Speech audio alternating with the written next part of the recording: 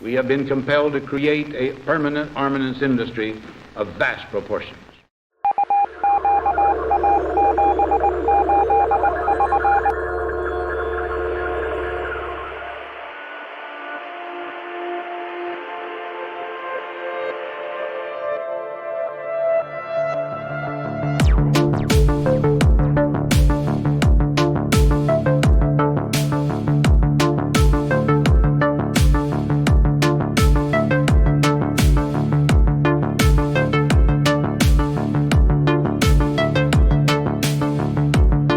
Potential for the disastrous rise of misplaced power exists and will persist.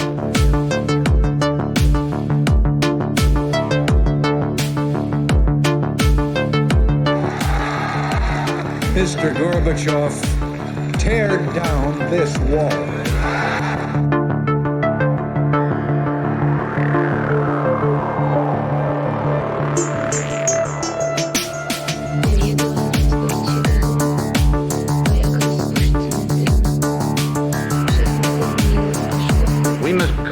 Guard against the acquisition of unwarranted influence, whether sought or unsought, by the military-industrial complex.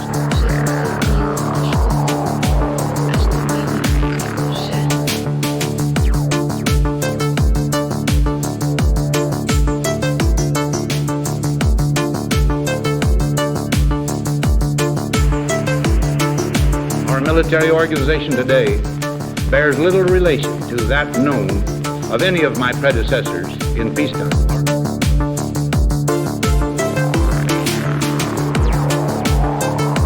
This is Operation Homecoming, the last official mission of the all-American 82nd Airborne Division. Their objective, the 4.5-mile parade route through New York City.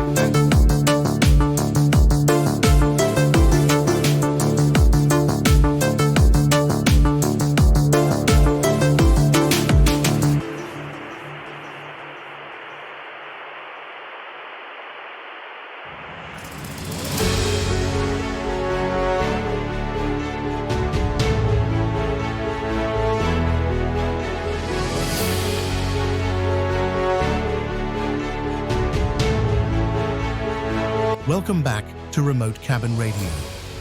Tonight, we journey to the remote and rugged landscapes of Etolin Island, Alaska. Covering approximately 1,096 square miles, Etolin Island features steep mountains, fjords, and dense forests, primarily composed of Sitka spruce and hemlock. This isolated wilderness is accessible only by boat or small aircraft, and boasts an average annual temperature ranging from 25 degrees Fahrenheit in winter to 60 degrees Fahrenheit in summer, making it a challenging environment for survival. Etolin Island is a haven for wildlife, including black-tailed deer, sea otters, seals, and numerous marine species. The island's geography and climate provide a rich habitat that supports these creatures, making it a prime location for hunting and fishing. However, it remains largely uninhabited, with no permanent settlements.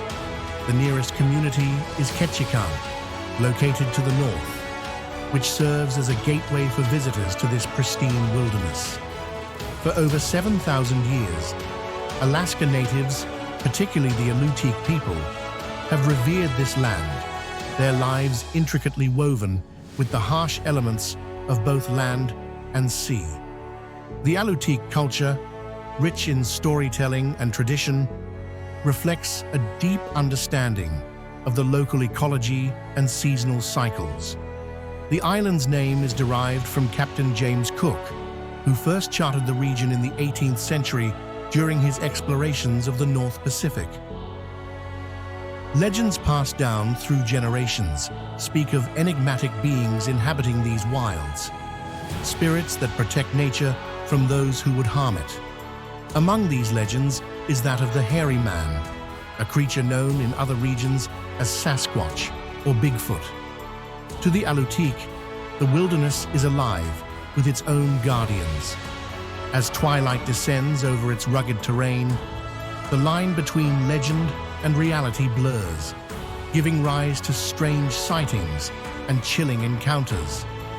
Tonight, we follow the harrowing account of Dana Jacallen, a hunter who ventured into the deep, untamed wilds of Etolin Island, only to confront something beyond his understanding.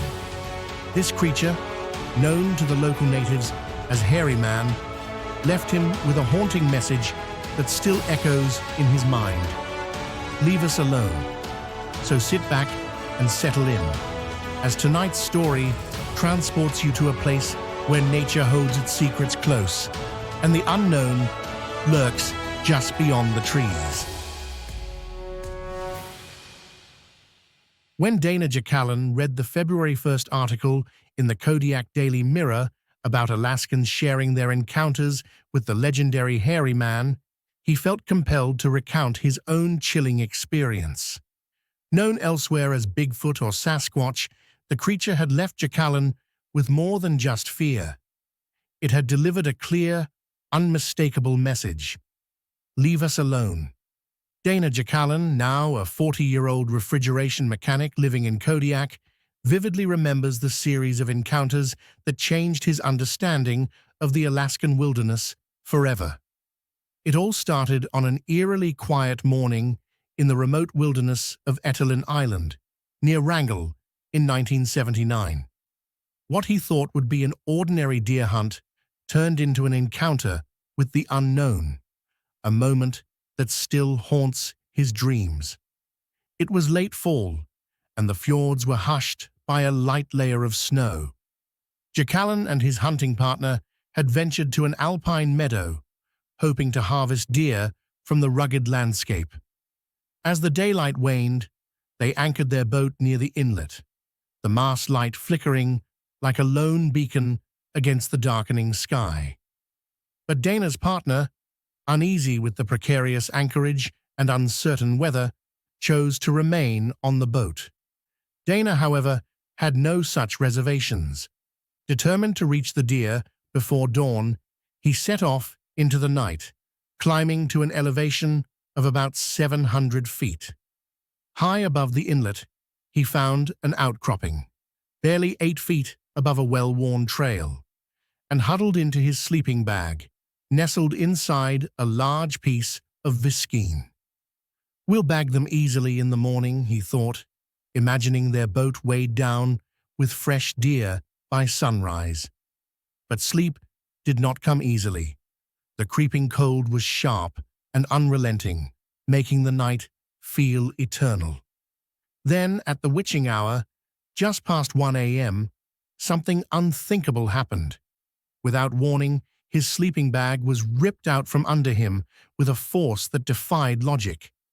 Like a magician yanking a tablecloth from beneath glassware, Dana was thrown into the frigid air, landing curled up in a fetal position on the hard ground. The abruptness of it sent adrenaline surging through his body, though his mind was still trying to catch up to what had happened. Did my partner spot a deer? He wondered groggily. But in his gut, something felt wrong. He hadn't heard a shot. The forest was eerily silent, save for the gentle fall of snowflakes. Despite the freezing air, Dana pulled on his boots and, with rifle in hand, cautiously peered over the edge of his outcropping. There, in the fresh snow, were footprints, but they were far from ordinary. I could see them in the moonlight, leading up the hill toward the meadow, Jacallen recounted later, but they weren't human, not by a long shot. The tracks he found were enormous, almost double the size of his own size 10 boots.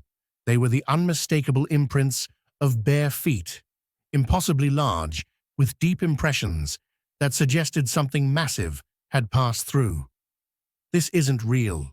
This can't be happening, he thought. His mind raced for an explanation, any explanation that made sense. But there was none. The quiet of the forest, once peaceful, now felt suffocating, as if the trees themselves were watching, waiting. The sense of unease grew unbearable. Determined not to panic, Dana methodically followed the tracks up the trail, his heart pounding with every step. He told himself It had to be some kind of elaborate prank. Surely someone's trying to scare me, he thought.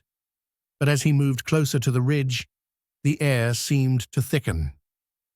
The snow was falling softly, muffling any sound, and yet Dana heard it, a whisper, not with his ears, but inside his mind. "Leave us alone." The message was as clear as if someone had spoken the words aloud, but there was no one around. He looked up, and there, looming just 15 feet away, was the creature. Jacallen froze.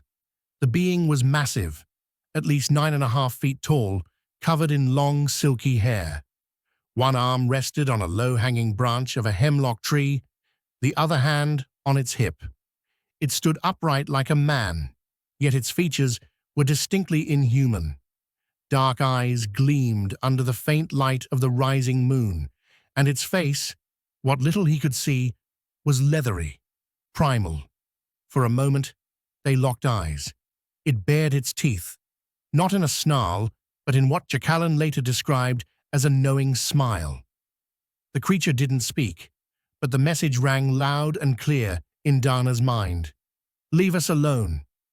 Then, in an instant, the creature turned and vanished into the forest, moving with a grace and silence that defied its size. Dana stood paralyzed, rifle in hand, his breath shallow and quick. He could barely comprehend what he had just witnessed. There was no doubt in his mind. This was real. This wasn't some nightmare or figment of his imagination. He had come face to face with something ancient, something that didn't want to be disturbed. With a surge of terror, he bolted down the hill, half running, half tumbling through the snow. His heart pounded in his chest, every nerve screaming for him to get to safety. By the time he reached the beach, his partner was waiting, wide-eyed and confused. "You came down that hill faster than I've ever seen anyone move," his partner would later recall. But Dana didn't stop to explain. He just wanted to get out of there, away from whatever it was that had watched him from the shadows.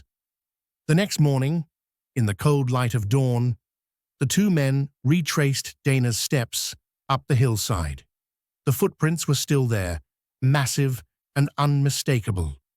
They measured a full 17 inches long and 5 or 6 inches wide, and the impressions in the moss suggested that whatever made them weighed between 600 and 800 pounds. The hemlock branch the creature had grasped was nearly 10 feet from the ground. Dana's partner didn't need convincing. They had no business being in that part of the forest, and they both knew it. For Dana Jacallen, this wasn't the last time the Hairyman made itself known.